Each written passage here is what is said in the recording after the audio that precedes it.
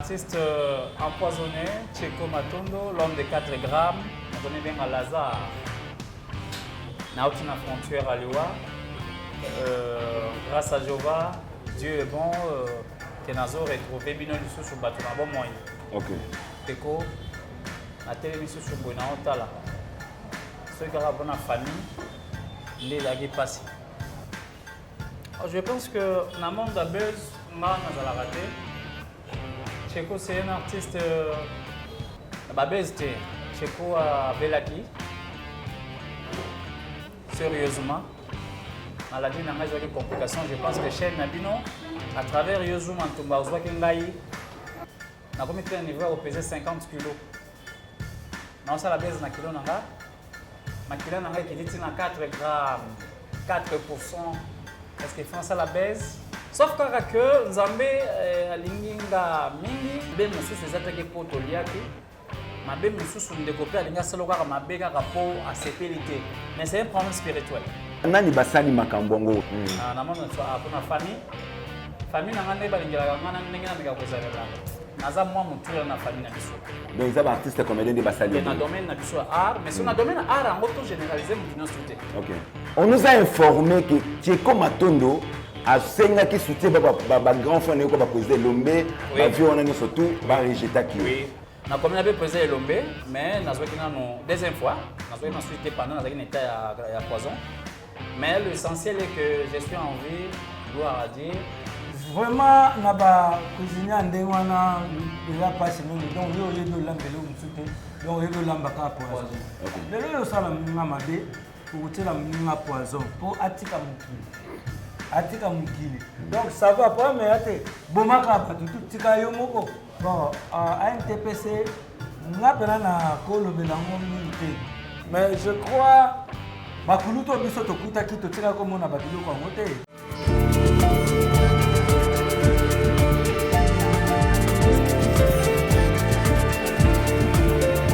Maxi Bien-être, c'est un complément alimentaire. Les plantes qui sont à l'intérieur nettoient le sang, ça régénère le corps, il stabilise le diabète, ça stabilise la tension, il éradique les hémorroïdes, solution pour les érections, éjaculation précoce et faiblesse sexuelle. Vous avez la prostate? Prenez vos médicaments, en même temps prenez Maxi Bien-être. Les femmes également qui souffrent du diabète, Maxi Bien-être soigne et la vie change. Tous ceux qui prennent Maxi Bien-être, regardez leur aspect, ils dégagent la jeunesse. Prenez une dosette, remuez avec un verre d'eau chaude et vous buvez, vous serez en bonne santé. OK. Tabouret du savoir, votre magazine qui est présenté par moi, votre humble serviteur, autrement dit Zouma Tumba, le défendeur Yabamama Ayaya Bakisian sous phare d'essai de la presse. Papa Zouma Kapamba Titom Soutouaka Bouifoma, c'est que Moussala et Bengi Bisso, Babi, nouvelle tendance télévision, toujours. Dans le Labino Moussala, Papa Zouma, on a toujours. Pour nous faire le Moussala vraiment malade, Babi.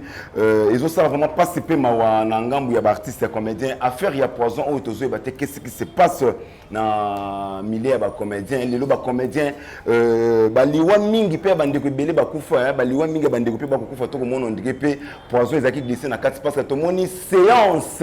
Oui, tout ça, mais artistes et comédiens, entre Bango et Bango, qu'est-ce qui se passe au juste? Les autres, on a Bisso, il y a Mobali, le président, il y a groupe Tcheko Matondo, on a promis que oui, na kozwela bino ye poto zala na awa na plateau tout na ye.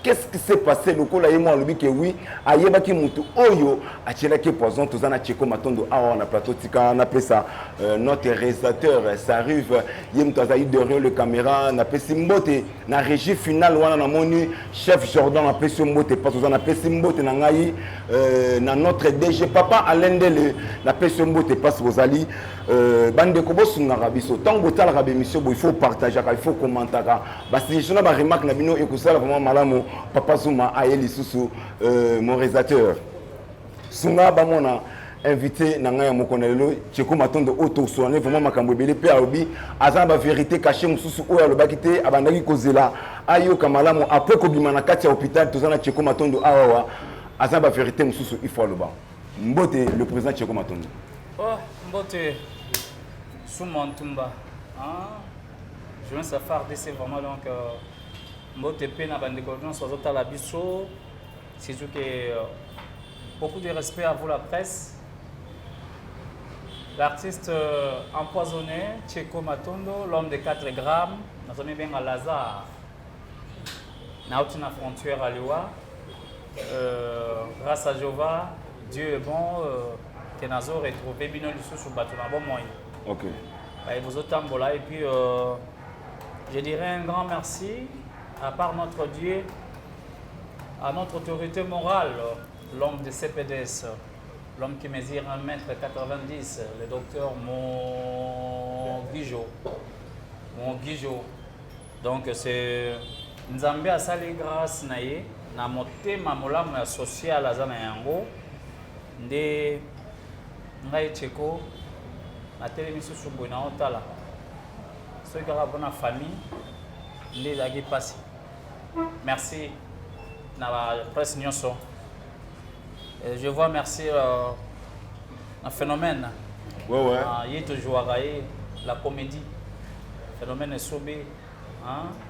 Wana ndeko na ngai penza donc merci na maman Blandine et puis tout ça dans un restaurant chez Meranto le Paradiso. Talara juste à sosa kwembo sobolo na likolo wana ndisika to yaka. Na yaki na mérite ya moi jinanga moi melette na tongo. Donde yango peno kutelenga. Merci beaucoup Tcheko Matondo. Bandeko na ko ebisa bino nde tozo sala émission tozo assistance ya présent Phénomène Sobe oyo ako yepe aliaka a ko tuna yepe moi ba question sur affaire ya ba poison. Qu'est-ce qui se passe? Est-ce passe ba présent Phénomène la dit Sobe on dirait ba bokoli bandeko ya ba comédien malamu te parce que to komona moi mbilinga ko zokota mingi côté ya ba artiste comédien moi ko yoka na eza mingi te yango to ko appelle présent la dit Sobe azana biso awawa mais moi na mboka Tcheko Matondo. Question ezotambola bayobi eza bezo bino bozo créer parce que tout le monde bandi ko belé bazana maladie oyozui tout le monde qui ndeko na biso d'être force tout le monde susu ndeko na biso ibutu même maladie tout le monde susu ndeko na biso nani vient na biso makaya même situation na yomoko est-ce batmusu bakolo bake oui eza bezo bino boko créer pour na luka e moyenne ya koliela bambongo est-ce c'est réellement vrai? Tcheko Matondo ako passer message ni par rapport à la rumeur de Tamboli. Je pense que dans le monde de buzz, on a raté. Tcheko c'est un artiste un peu trop moyen. Surtout dans la buzz, on a vraiment la remontée. Ok. Nazala non conflictuel, nazala moins fort, nazala moins bien environnement. Et puis Tcheko nazala toujours au service des autres. Tant Tcheko nazala protocole na matanga, tant Tcheko a tika kapenda kiti penza moni président, collègue nani a mais président groupe yokason. Na babeste Tcheko a belaki. Sérieusement. Maladie n'a pas de complications. Je pense que chez Nabino, à travers Yozu Mantumba, on Ngai, au Lexaka image. Ouais, la nouvelle tendance télévision. Voilà.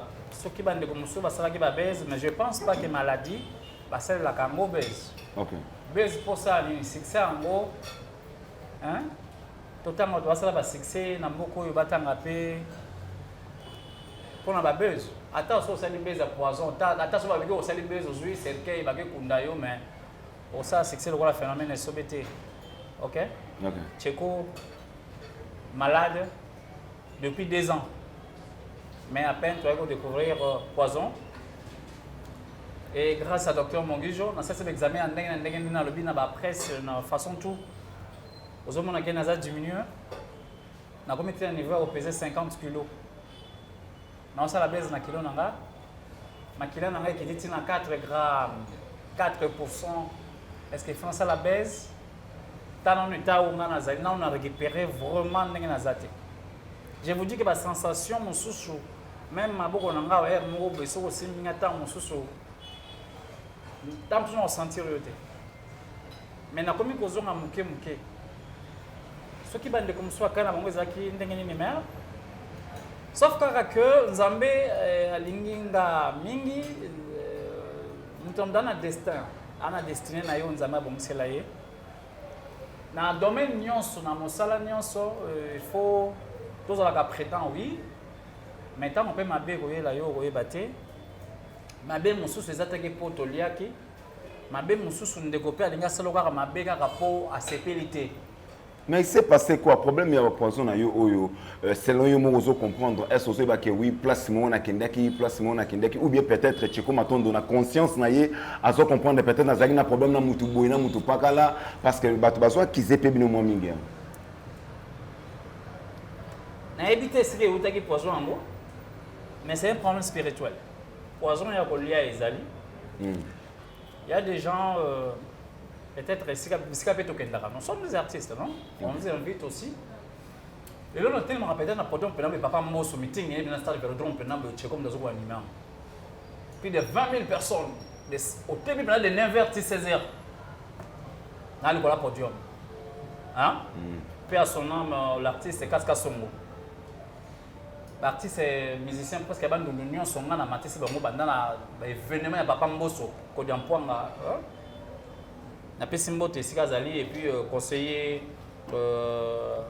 docteur Njoli Sharon. C'est-à-dire, tu as un bisika. Moi, j'ai une discipline de ces alliés. Mais oui, il y a un problème spirituel, il y a une attaque spirituelle. Poisson, on a donc contact spirituel et puis il photo na Facebook. Dans le village, dans la province, dans la Saki, il y a une autre qui bien. Balongoli, il y a malade. C'est un rapport. Ou évoluer bien té. Banani basali makambongo ezali bato baza en dehors ya théâtre ou bien artiste et comédien. Na monde na biso ya art na monde na art pour na famille na ngane balingela ngana ndenge na meka kozalela. Naza moi mutu na famille na biso.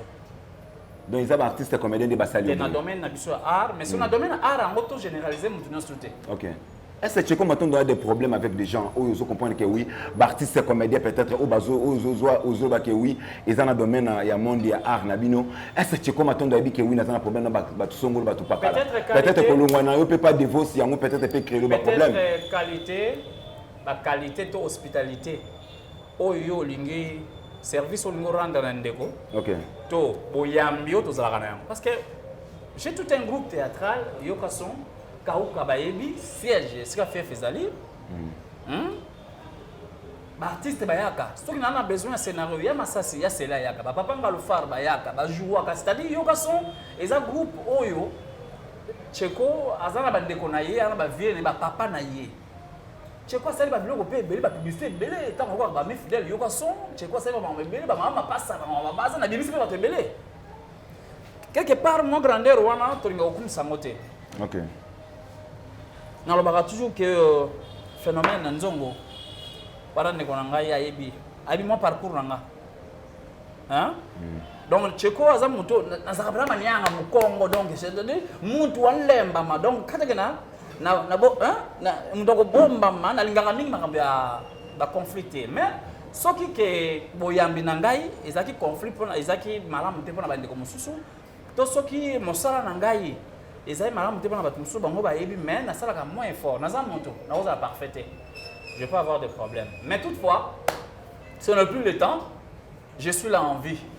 Je suis là en vie. Je suis en vie. Limbisanga moi muke. Bah ils ont la question sous temps on a le belé qui makambouna on a nouvelle tendance télévision. On a tchaki voice na yope ba tchaki ba photo. Ils ont moi ba question et où teke belé na bande on a biso diaspora. Vraiment nazo pesa bande on surtout ya diaspora au balingara papa zuma précisément ba maman Château Rouge. Vraiment je vous love. Merci beaucoup na bande na Château Rouge. Eh ya boyezala te Tcheko Matondo. Est-ce que vous avez une bonne relation na ex présent na yo de vos musoba et sika oyo bimela? De ce côté-là, avec ma famille évangéliste, avec la famille artistique tout entière, il n'y a aucun problème. Sunga biso Tcheko Matondo. Sunga non biso. Bato bana besoin bayiba. Longola na famille artistique ya musika. Tozolo bela groupe Oyo Bimela. Groupe évangéliste précisément na président de vos. Est-ce que vous avez une bonne relation là-bas? Aucun problème. Tinaza na hôpital, na centre hospitalier Mogi Jonamo Kali. Tinaza Boye. La famille évangéliste na baba poto igeta autobala anniversaire président Gabi Waka, pour un contact et puis bah assister à sur tous les plans.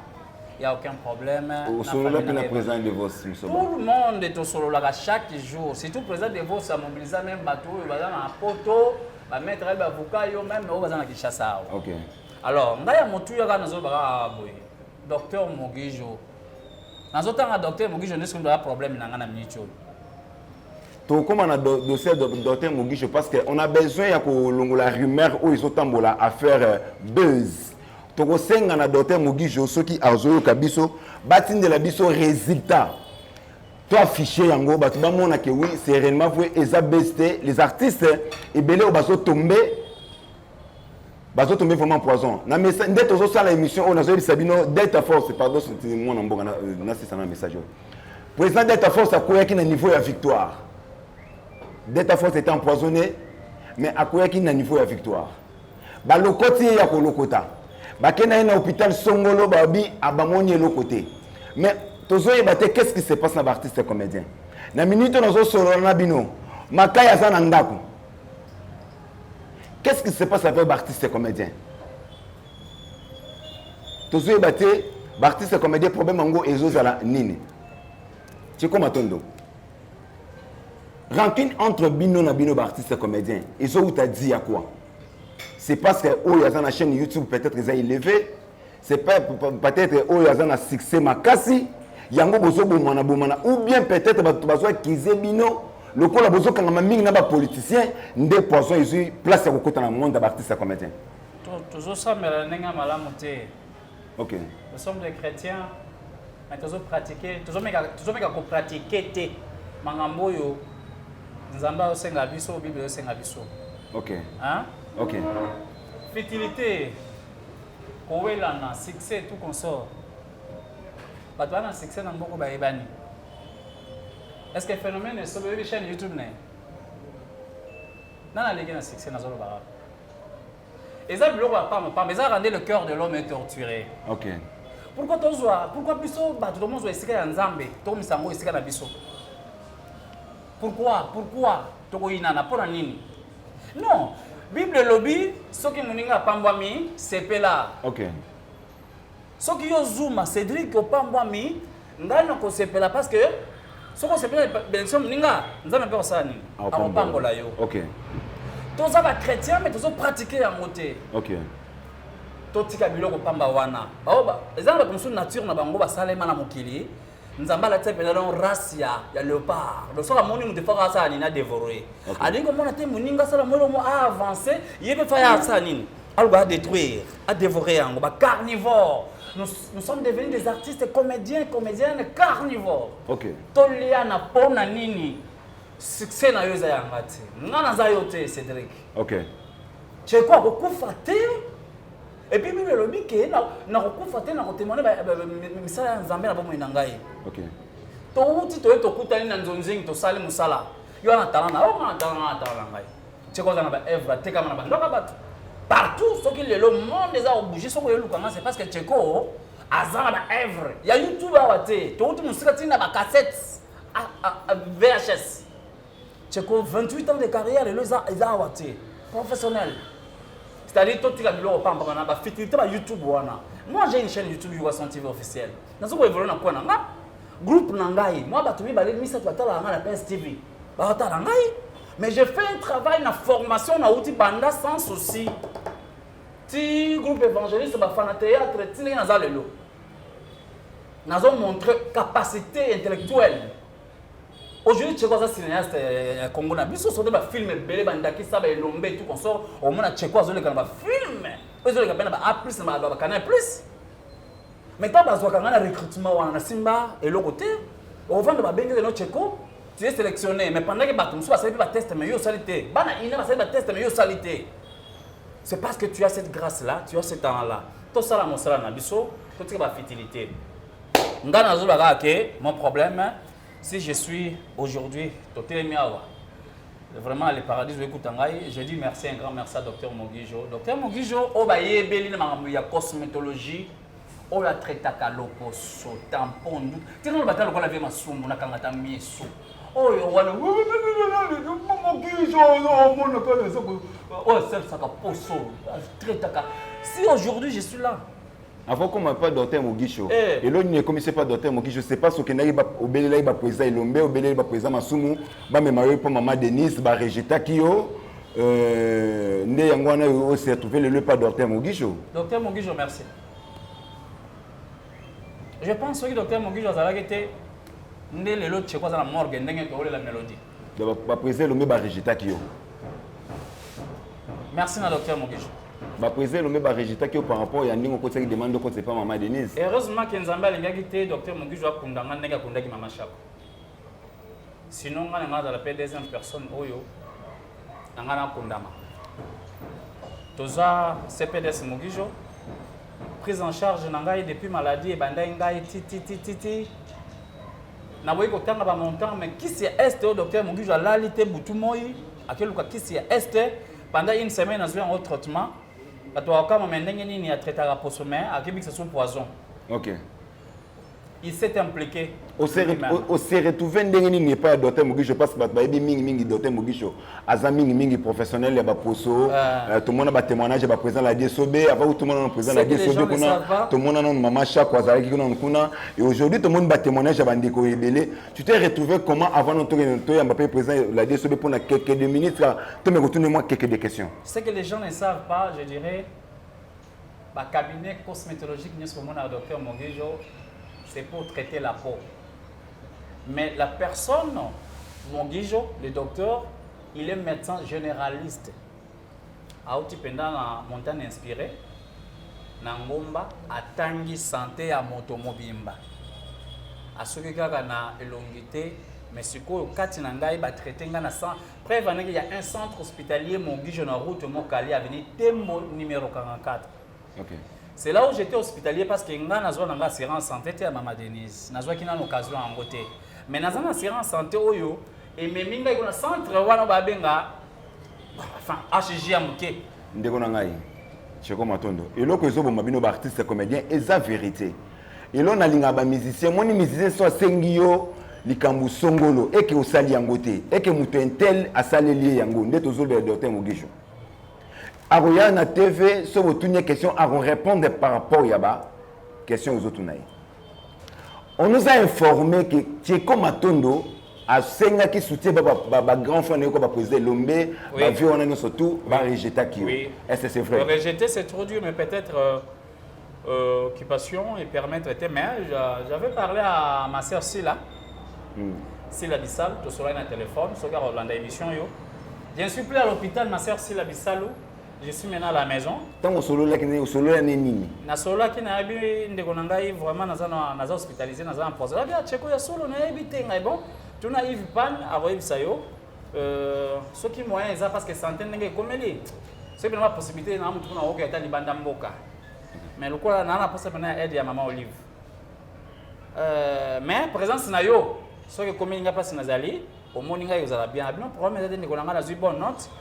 Il ne veut pas nous faire bon jusque là le gars m'a fait à matanga il y a mélodie et yaki peut-être empêché nan na comme on avait président Elombe mais n'a qui nan deuxième fois n'a ensuite pendant dans un état à poison mais l'essentiel est que je suis en vie gloire à Dieu nzamba zo singa na bomoi to lingana kaka nde ya solo to lingana ya solo biloka mokilea on a tina te mutu musala musala na ona capacité na yo oyo nzamba apeseli yo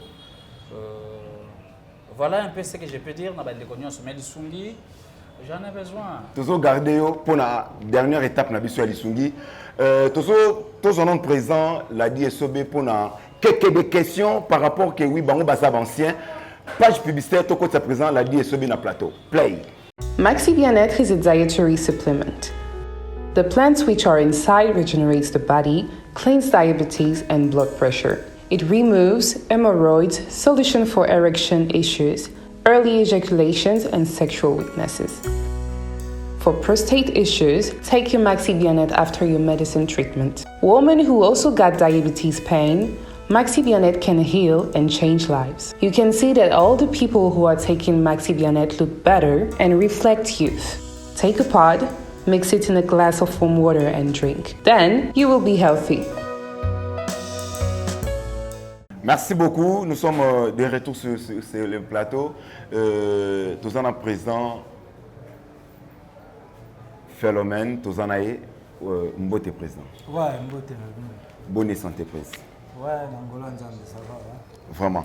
En tout cas, tu as moi pour 2 ou 3 questions, président. Attaque papa. Les lobos à Coco parce que mon ibana na bino ba misipe ba boti bana msusu. Mais est-ce présent? Ndebo encadre bana, ndebo encadre artiste comédien quand même bopé ça bango pe que oui, il faut baser na bolingo entre bango na bango. Ouais bon, avant de répondre non c'est pas parce que attends que sur la blindé, même si tout ça l'émission là plutôt dans le restaurant Le Paradis. Ouais. Et chez Meranto. OK. Oh, to comment on a autre babenga ils s'appelle babenga pena yo poto ya kawana. Ouais. Donc en tout cas, ça nous a plaisir à tout place vraiment il a place mon kitoko propre coup de Mbote. Ah pena ngai pena na tika na parler. Une très belle carte. Na damas a parler kara. Ah au lieu pepele. Parce que moni ngani nga olia e mon restaurant pour na restaurant où il y a aux à l'aise. Na parler mon attend sous boy libo ka pepe les amis. Mais ah loko ezanga. Ouais. Si on place les napona awa, je les paradis. Bah tout koto ba yebinga na bosobolo. Alia phénomène alia na bosobolo. Et pas ya Meranto. Ouais. Vraiment pour la question autour ninga ya ko encadrer ba génération où ils ont après biso. Donc ça dit tout ça là parce que biso peut tous aller qui encadrer. OK.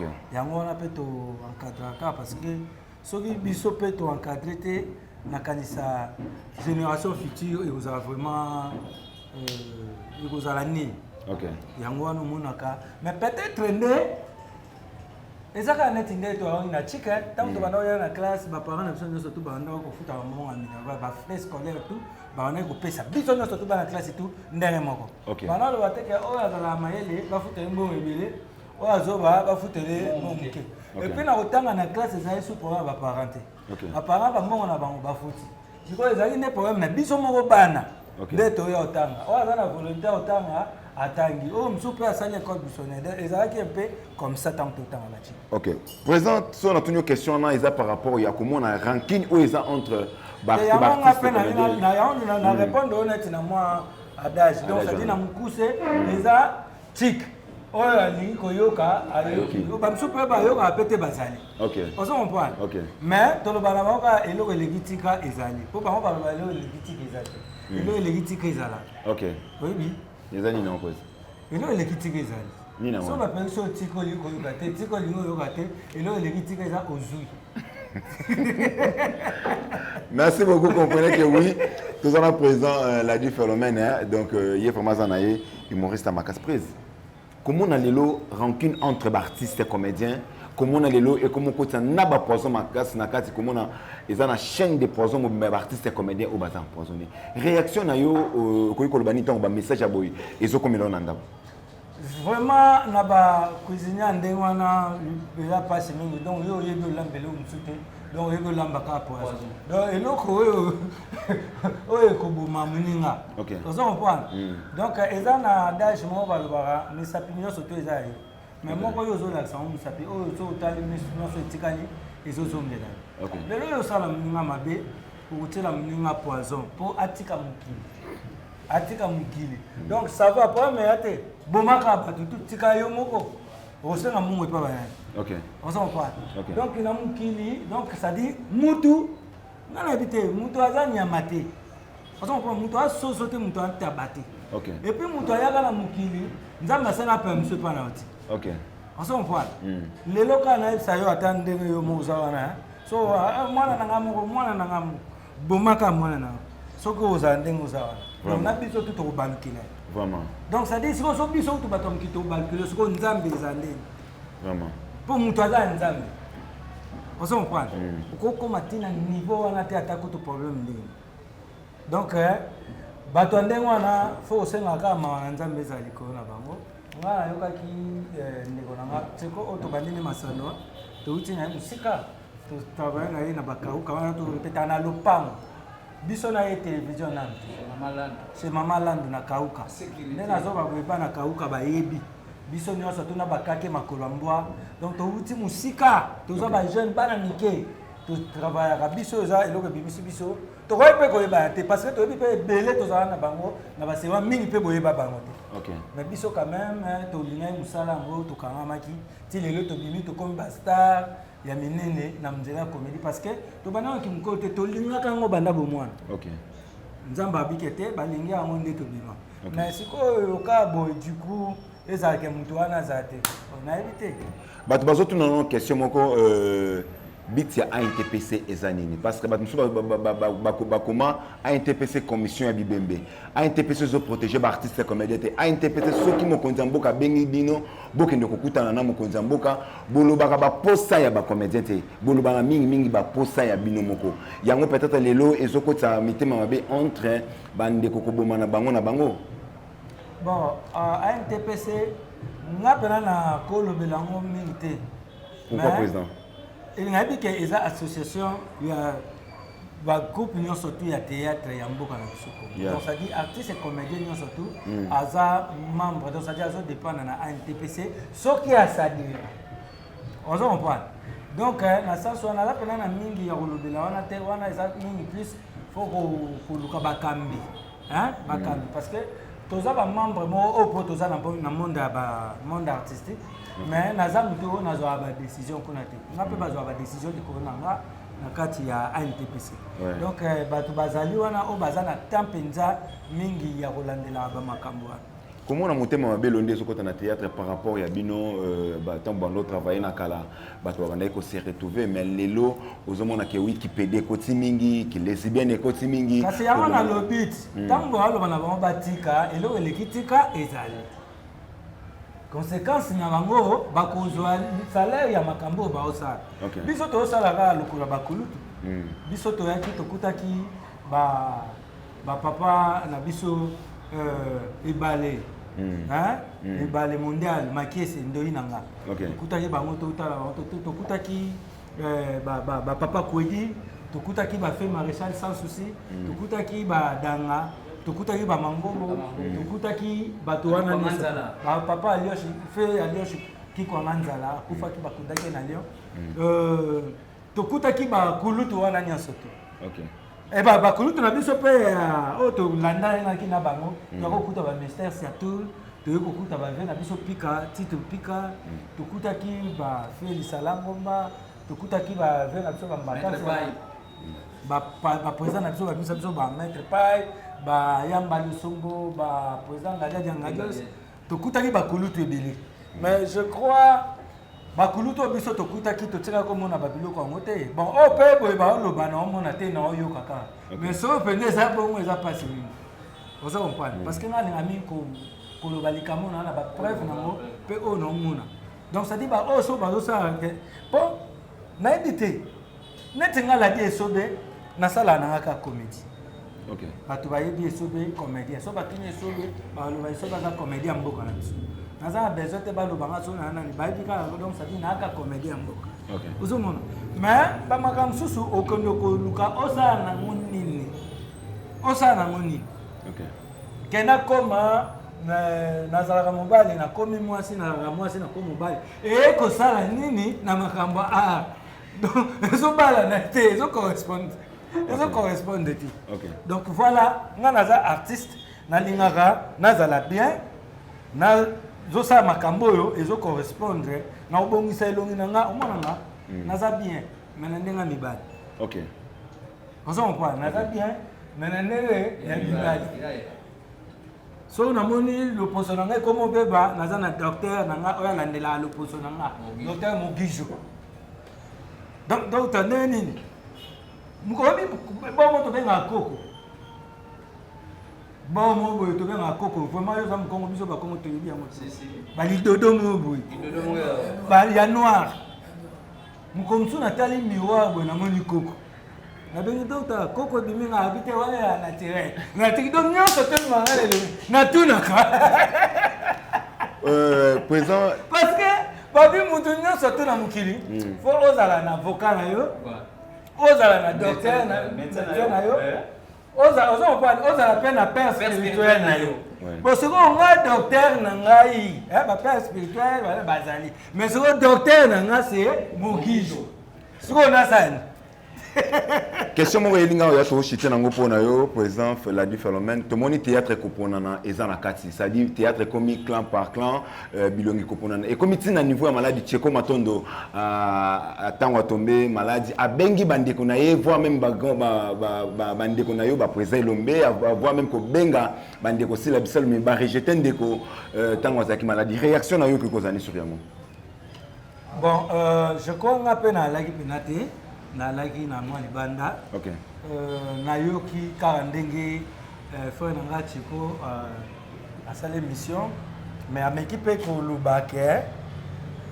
abengaki ndeko sila mais ntango alukaka contacte président Elombe na ndenge bamakambo bamatanga oyo toza nango ya basere Mélodie atani azola banene tout ça peut-être bino elobeli na bino ekomisa donc makambo mwa ebende to donc nde ozopenga ngo na terme na bino ndenge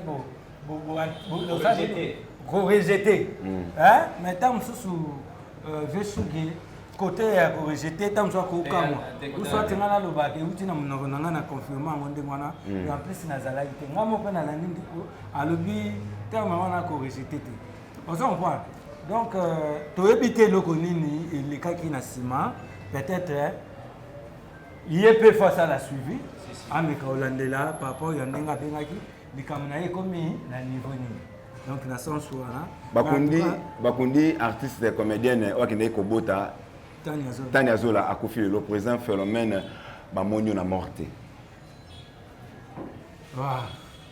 kopona nango ka ezokontinue bozaka ya mélodie ya po bobima non tokoponana te nga petite sœur wana kutu aza petite sœur propre nde tolobaka ke aza mwana moko donc ça dit nde tozala bapeti mo boya na liste boye na bino mais azalaka na liste boye te mais azalaka na bino ozo comprendre azalaki mpena donc lokola mwana palais Tani Azola mais omonani te même na famille koassiste famille même famille na bango toyebani donc ça dit aza petite sœur mpena ya palais mais koloba ta mosusu komonana te na morgue nayebaki ke petite sœur wana daye koya na nga mpe na ndenge likolo nayebaki te ke bakokunda yango lelo mpo na nga naza mpe surpris ke bakundi ye wana mpona koloba vérité naa na moye mosusu te bakoloba kobota malobi ebelebele nayebaki te lelo nde naoyeba ke bakundi yango lelo ezaka c'est parce que président la DSOB akomo kende bapoto pamba président la DSOB aza déjà star président la DSOB parce que bagroupe omona nga banda na leka tisi na loba mamba poto na loba yango te nga kenda poto na simo bato bazo akize na bota na ba mimi na poto ya simo ba na na ina bato bazo akize yo okoma ko box na ba comédien président nga so naleki na télévision nalinga kolobela yango te parce que bafanatique na nga bazelaka nga te na mambo mpo bakokama baloba depuis quand esoba président polémique ya tv ozala nango te mais polémique ya libanda yo mpenza moto ya 12 kovanda tro na wera 12 na 12 réunion antpc omonana na su te obi ke réunion ya antpc eza lelo nayebi parce que tokotosola yo kasongisongi oyokina nde naosola na oxygène. Merci beaucoup de votre présence à une interview dernier message. Nazo pesa ma condoléances nanga na famille biologique ya Tani Azola oyo tuti kabiso ba kundi lelo na uzanga te vraiment ko leka na mona ta famille. Donc nazo pesa susu nazo pesa ta ba condoléances nanga Mélodie Badiama ya Mélodie Badiama donc je crois que le corps a moins informé avant parce que là on a pété va tenir rigueur na ça là vraiment tout na réunion nazal pour ça la tête sous ce que tous à tête et puis tout le canal tout ba tout pour na péto ba ndeni ya ata ya ko mona ta famille que ba ndeni zo le cas dernier message pour Nando Tcheko famille artistique na ba fanatique nyonso surtout ba lenga Mélodie ba lenga Tani Azola donc vraiment ba na ba courage quoi. Dernier message pour Tcheko Matondo. La commission d'amener les nazomona affaire na bien que nazomona ineti azo continuer moi ba soin en tout cas na profiter ka ko négliger que oza na maboko ya docteur Mogijo za docteur moko ya solo ya bien Donc, on a regretté quand on a quelque chose dans le bâtiment. Bapel ça nzungu na yepe no kanisi ola manene nzoka lamba poison pour mwinga ngale donc mu comme ça ko ça l'erreur oui c'est le kosirika na makasi wana bato pesa mbote non na pesi mbote na docteur Mugi na yepe ke sora landi na komela et puis na pesi na mona docteur Mugi so mtumo maile pene wana Azara mtumo maile pene wana Les conseillers anonymes na pesi bamote donc na pesi mama Blandine bamote belé kuto fo na sa pe mission na ye eloko na yeli awa na restaurant na biso le paradis quand même ozo promettre ba abonner surtout ya nouvelle tendance télévision au pesa bango espace ya ko sala interview pour notre misa ba 4 awa juste ces aika moi intervention pour na Tcheko ngana sa mission na mama Blandine donc so ben singa pour préparer pena. Ok. Merci beaucoup. Nous sommes venus avec le président de la DSOB, page publicitaire pour tous les gens qui cette émission. Play. Et Yasika na Kinshasa. Boye tika la kozala te makelele tata lopango esili Toronto City à Maluku bana RDC congolais. Opportunité à Sikamo na mboka pe sibiso avec $4000 ya pamba koma tata lopango to mama lopango. Avec le $4000, Okoki Kosomba cash ou soit par tranche. Par tranche et salamine nini. Obanina avance $2000 et le 2000 qui reste Okofuta yango par tranche 500, 500, 500, 500 P Okomi Kolo Lopango.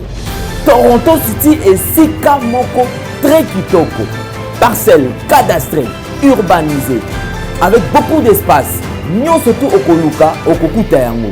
Mais Narata, terrain de vente sur un site accessible, urbanisé, cadastré, plat, désherbé, avec espace de jeu, espace vert, magasin, marché, peignon surtout, pembeni. Eza lisolo te, tala peyoka. Alors, tu as une concession, Toronto City. Tu as une commune à Maluku. Na ville province de Kinshasa, la République démocratique du Congo, et aussi concession Toronto City. Et après avoir fait la politique de Soto, il y a immobilier, foncier et tout, là il y a géo, localisation tout pour que tu peux pouvoir faire la situation de Soto. Concession est bandée à Wa, et si vous avez ma borne Oyo, à 2 entrées, il y a raccourci à Makolo, na entrée Oyo, il y a Mutuka. Donc, raccourci à Makolo, c'est-à-dire à 15 minutes, vous êtes déjà dans Makada. Au Yamoulaï, c'est juste pour dévier, pour que les ailes fiables de ce PSA. Dans la situation, surtout, nous avons les avenues, les grandes avenues de 8 mètres et les directions plutôt de 8 mètres et les avenues de 7 mètres. Alors que la parcelle dans Zali, il y a 20 mètres sur 20 ou bien 400 mètres carrés. Voilà. Du fait que nous sommes juste à l'entrée, nous sommes National Cameraman pour que tu visites nous surtout. La réalité, vous voyez, les bornes sont là, les bornes cadastrales, et puis tu visiter nous surtout. Parce que c'est quelque chose à Moulaï. C'est quelque chose à Mounen est tellement facile. Komi Tata Lopango, Tona Komi Mama Lopango. Yoka pour tout contact. Je précise bien. Contact Yapoto Ezali.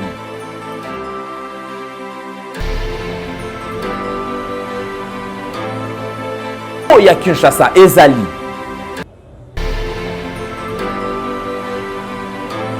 Mbongo ya muke avec $4000 okomi Tata Lopango to Mama Lopango. Makelele ya Bayer bayo.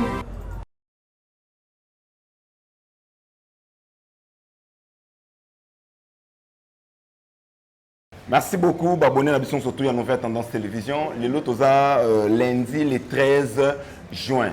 Bauto kota nzoto yande konabiso Tanya Zola auti kokota na mabele donc nécessaire condoléances na famille Mbaya Tanya Zola pe nazo pe sa nouvelle moko président Elombe Mukolo groupe Simba akatisi lelo na tongo ake point noir ake kolanda ndeko na biso Tendresse Dibinga, merci beaucoup na Tendresse Dibinga pe na Pesimbo. Tendresse Dibinga déjà kendaki déjà bien avant. Yem tozo pe sa message na point noir. Donc bande kono surtout bozo benga pour na ngai pour na matanga ya Mélodie Badiama ko réseau ya. Mercredi toza la wana déjà na beach pour tous encore en déconabiso. Donc merci beaucoup na bandeko surtout pour contribuer. Merci beaucoup na artiste et comédien tout. Na ba président, na ba artiste et comédien tout, na ba bazan la diaspora. Vraiment merci na contribution na bino vraiment ndenge boleli ndeko na bino malamu Tcheko Matondo. Tokomi vraiment na suka. Tokomi vraiment na suka émission na biso. Est-ce que Batu base la Tcheko Matondo na scène après combien de mois Tcheko Matondo a préparé Batu film nini parce que comme on a déjà Tcheko Matondo a commis au s'est rétabli déjà le message à SOS Oni Tcheko Matondo a senga na moment où on a ba onu surtout balingaka Tcheko Matondo. Merci à toi Cédric Zouma Ntumba, mon ami de longue date. Merci à tout le monde qui me soutient de loin de près. Merci aux hommes de Dieu. Merci à l'homme qui mesure 1m90, le docteur Mogijo. Déjà, si nous sommes dans l'hôpital, dans le centre hospitalier Mogijo, je travaille déjà. Ok. On a été à maladie, on a travaillé. Je n'allais chaque mercredi, na PS Télévision, chaque mercredi à 21h45 et puis jeudi à 13h45. Mercredi 21h45, jeudi rediffusion 13h45. Film et témoignage des Oleka, toujours témoigné.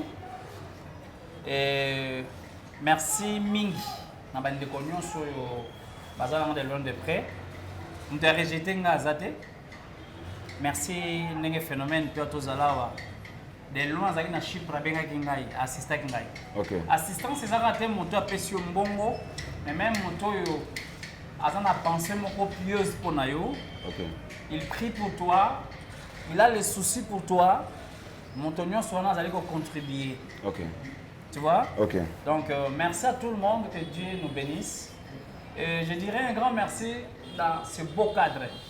Ce beau cadre. Nabi que juste là, on n'est pas loin. À Sosa Bosobo, le premier niveau, restaurant chez Meranto, le Paradiso, donc on est là. Donc ils apprennent à bande surtout à Poto, bande sur Poto, des bandiga koya kolia, Kinshasa, Lubumbashi, Canada. Bazoya séjour pour nous. En tout cas, c'est très beau cadre. En tout cas, restaurant Nabiso Kitoko Ezali. Les Songi pour mes athées, mon numéro. Ouais, donnez le numéro de Tcheko Matondo. Nzamba Simbi, plus 243 900 360 287. Plus 243 900 360 287 sur WhatsApp ou Kozwangai. Au long de la groupe Yokason, c'est chaque mercredi sur PES TV à 21h45. Rediffusion chaque jeudi à 13h45. Merci à Michaud, l'équipe costaud, il t'a un phénomène. Michaud Bozo. Michaud Bozo, vraiment sentir un bawana, ma collègue n'a tout, Zalana Bango. Conseiller Jacques, le docteur Mogijo, parce qu'il est toujours entouré, il ne travaille pas seul. L'homme infatigable. CPDS Mogijo. Centre hospitalier, on a docteur Charles, docteur Grace, docteur Moussa. Hein? Donc, AG Signorine. Bango nyonso na CPDS pour le centre hospitalier Mogijo en tout cas. Nzamba Pambola Bango, Naza, on a sensation. Mozonga, merci na yo, merci na Maman Blandine, Mangenga, la compagnon d'élite. Donc, on est là. Et puis, on a Tokomi Wapi. Hein? On a Didier vraiment Bazalaki Imak Makengo.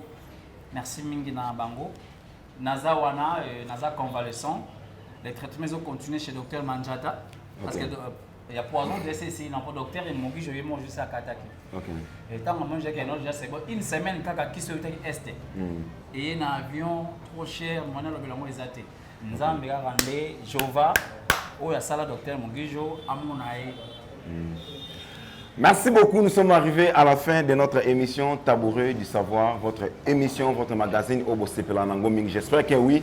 Boyoki Ndeko Cheko Matondo a PC numéro de téléphone. Ndeko Cheko Matondo a Sengili Sungi, na yo papa, na yo mama, yo mutolingaga. Vraiment ko sunga batu, vraiment bo sunga Ndeko Cheko Matondo. Super promo de 143 ans. Ouais. Donc merci beaucoup. Bo benga Cheko Matondo Rosamala. On passe ndaza boyazo continuer toujours dans séance naie. Il y a Bakisi, donc il y a vraiment traitement, on a essayé de mbongo ebele, donc bandeko bosunga. Merci beaucoup. Na docteur Mugisho, on a toujours peine artiste comédien, donc il y a vraiment malin. Merci na bandeko nyo surtout bolandi émission. Si vous n'êtes pas encore abonné à la Nouvelle Tendance Télévision, abonnez-vous, abonnez-vous. Sokin Zambalo la azongite, tokomona na mikolo oezali koya. Bye bye.